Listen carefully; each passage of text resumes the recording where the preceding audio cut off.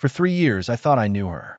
I thought I understood what love was, what commitment looked like, and what trust meant in a relationship. I was 23 and had spent what felt like the most formative years of my early adulthood with someone who I believed had my back, until I realized she didn't. She was 22 when everything crumbled. We met back in college. She was witty, beautiful, and could light up a room just by walking into it. We connected quickly, maybe too quickly.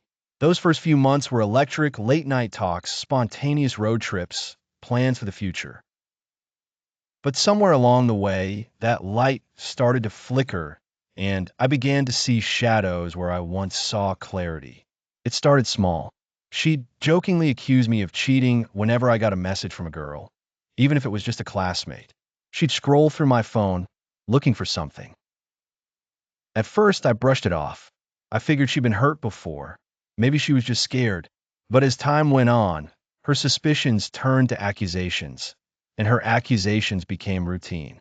What I didn't realize back then was that the person accusing the loudest is often the one hiding the most. I never checked her phone, not once in those 3 years. That wasn't who I was. I believed trust was sacred. But her behavior was changing, and my gut wouldn't shut up. She became secretive, quick to hide her screen, always turning notifications off when I was around.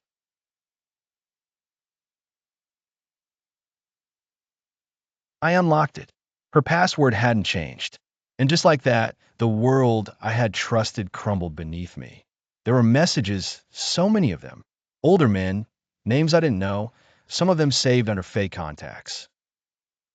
Explicit conversations, plans to meet, pictures of her sent in exchange for money. She claimed she never actually met up with them, that it was just online flirting, just a way to make some cash. But what I saw told a different story. I felt sick. I didn't say anything right away. I closed the messages and left her phone exactly where I found it. I went home that night without saying a word, my mind racing and my heart feeling like it had been shattered by a sledgehammer. I barely slept. I kept trying to make sense of it. Was I not enough? Was our relationship a lie? Did she ever even love me? The next day, I confronted her. She didn't deny it. Her eyes welled up, and she started explaining herself before I even finished speaking. I needed money. I never met up with anyone, I swear. I just sent pictures they were paying me. Like that made it any better. I didn't scream.